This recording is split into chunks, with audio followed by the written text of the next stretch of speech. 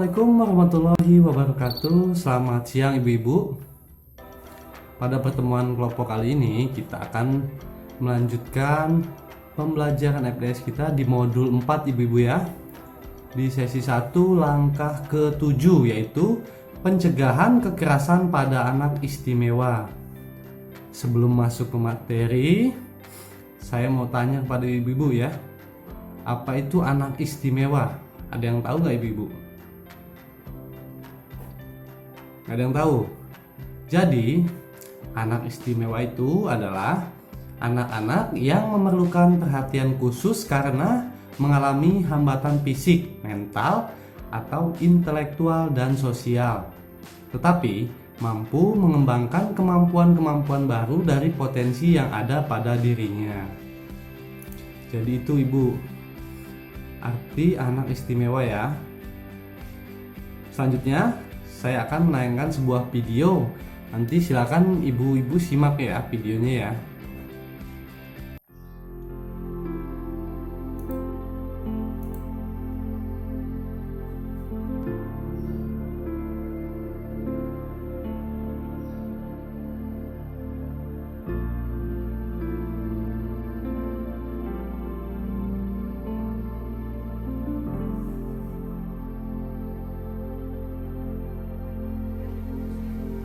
Seandainya ada yang menawarin saya tangan palsu, saya memilih untuk kayak gini aja karena ini adalah takdir dari Tuhan.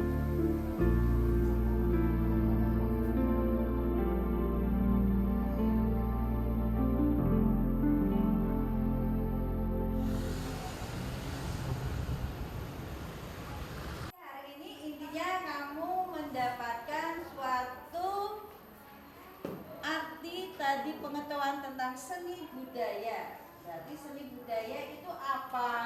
Global yang tadi Ibu sampaikan. Kalau orang mempunyai kekurangan, banyak orang yang mengejek.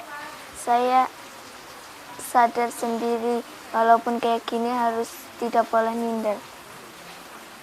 Sekolah yang tinggi, ya jadi orang yang sukses. Bisa seperti teman-teman yang normal. Ya, saya menjaga Getun itu ya lebih dekat sekali. Karena apa? Ya, kondisi Getun itu nggak punya tangan. Dekat sekolah ya, itu kan maunya kan didampingin. Ya, saya ya dampingin terus. Getun lahir tanpa tangan kan saya langsung nangis. Waktu saya hamil tuh nyidamnya itu mesin jahit gitu. Saya ingin sekali mesin jahit, tapi saya nggak kursus itu mesin jahit, tapi ingin punya mesin jahit. Langsung saya jahit itu baju yang nggak punya tangan semuanya. Anaknya nggak minder gitu.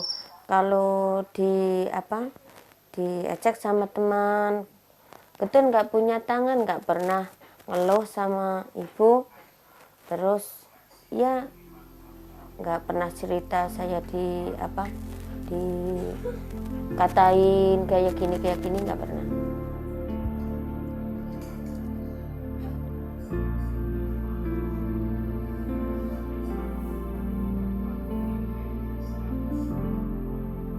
Ya makan sendiri, apa-apa sendiri, jadi agar bisa mandiri, tidak disuapin gitu. Cuma lihat-lihat aja kan, berusaha nanti jadi bisa. Ya memasak, bantu-bantu orang tua.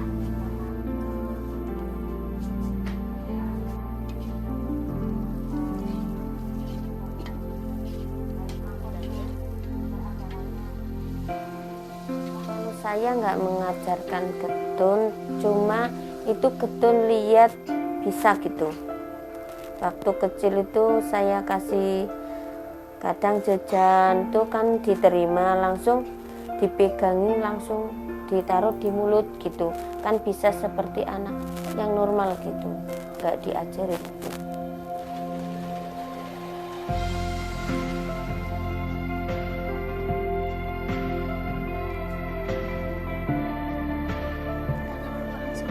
Ya kalau Getun yang sekarang ya saya bangga sekali sama Getun, biarpun anak saya nggak punya tangan, tapi semangatnya luar biasa gitu. Dari kecil sampai besar ya, sekarang udah ada kemajuan, tampil-tampil di TV, juga di desa-desa juga. Itu saya bangga sekali sama itu.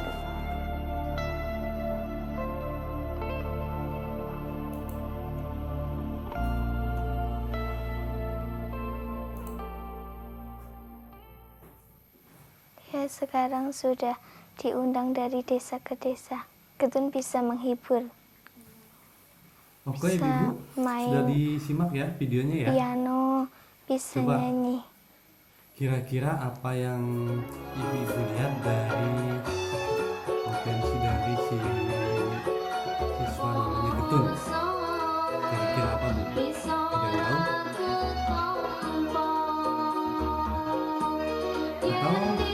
Atau kira-kira di tempat ibu ada nggak anak yang kondisinya seperti Getun? Oke ibu, sudah disimak ya videonya ya. Coba kira-kira apa yang ibu-ibu lihat dari potensi dari si siswa namanya Getun? Kira-kira apa Bu? Ada yang tahu?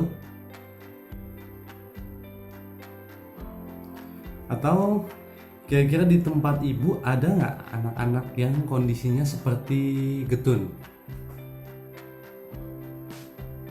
Tidak ada Bu. Oh. Jadi saya jelaskan sedikit ya Bu ya. Jadi Getun adalah contoh anak yang istimewa. Istilah anak dengan kecacatan sama dengan disabilitas. Jadi dapat disebut sebagai anak istimewa. Jadi kira-kira ada yang tahu nggak ibu-ibu apa saja yang termasuk anak istimewa? Ada yang tahu nggak Bu? Jadi anak istimewa itu rentan mendapatkan kekerasan sehingga perlu mendapatkan perlindungan ibu-ibu ya. Contohnya kalau di keluarga sering kita lihat atau ibu pernah mendengar nggak, anak yang istimewa itu biasanya disembunyikan di rumah karena malu ya, bahkan tidak disekolahkan. Ini di Flipchart ada 10 pengelompokan anak istimewa. Yang pertama tunanetra, yang kedua tunarungu, yang ketiga tunawicara, yang keempat tunagrahita, yang kelima tunadaksa, yang keenam tunalaras, yang ketujuh anak berkesulitan belajar, yang ke-8 lambat belajar, yang ke-9 mengalami spektrum autisma, kemudian yang ke-10 memiliki gangguan motorik, yang ke-11 menjadi korban penyalahgunaan narkoba atau obat terlarang dan zat adiktif atau lainnya. Kemudian yang ke-12 memiliki kelainan lainnya. Yang terakhir ke-13 tuna ganda. Oke, kemudian saya mau bertanya kepada ibu-ibu, cara pencegahan terhadap anak istimewa Bu. Ada yang tahu nggak Bu? Cara pencegahan terhadap anak istimewa. Ada yang tahu ibu-ibu? Jadi pencegahan kekerasan untuk anak istimewa ini ada beberapa poin nih ibu-ibu ya. Yang pertama menyadari bahwa anak adalah amanah dari Tuhan, sehingga orang tua berkewajiban menjaganya. Selanjutnya tidak merasa malu memiliki anak istimewa. Yang ketiga mau memperkenalkan anak istimewa kepada lingkungan. Selanjutnya percaya bahwa anak dapat mandiri. Selanjutnya memberikan kasih sayang secara wajar. Kemudian memenuhi hak-hak anak istimewa atau kebutuhan dasar. Selanjutnya yang terakhir memberikan dukungan kepada keluarga yang memiliki anak istimewa. Jadi itu ibu-ibu ya, pencegahan kekerasan pada anak istimewa. Selanjutnya ini ada pesan kunci ya ibu-ibu ya, bisa dilihat di Flipchart atau ibu-ibu bisa lihat di buku pintarnya di halaman 30 ya. Anak istimewa adalah anak yang membutuhkan perhatian khusus dan mempunyai potensi yang dapat dikembangkan. Selanjutnya, pengembangan potensi yang ada pada anak istimewa membutuhkan motivasi, dukungan, kasih sayang, dan perhatian. Selanjutnya, anak istimewa, rentan, atau mudah mendapatkan kekerasan sehingga perlu dicegah dari kekerasan. Jadi sudah paham ya ibu-ibu ya. Kemudian ini ada lembaga-lembaga layanan yang dapat dijangkau ya ibu-ibu ya jika ibu-ibu menemukan anak-anak istimewa atau anak lainnya yang menjadi korban kekerasan. Bisa dilihat di flipchart 21 atau ibu-ibu bisa lihat di buku pintarnya halaman 29 ibu-ibu ya.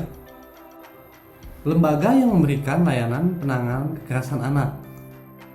Yang pertama, Dinas Sosial setempat, kemudian P2TP2A atau Pusat Pelayanan Terpadu Perlindungan Perempuan dan Anak. Selanjutnya PPA Perlindungan Perempuan dan Anak.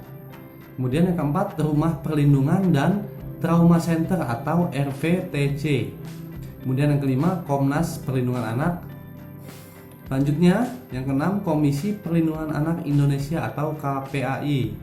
Selanjutnya yang ketujuh, Tim Reaksi Cepat atau TRC Kementerian Sosial. Selanjutnya LSM yang mengenai anak. Oke, cukup sekian materi pada hari ini ibu-ibu ya. Semoga materi kali ini dapat bermanfaat buat ibu-ibu semua. Saya akhiri, wassalamualaikum warahmatullahi wabarakatuh.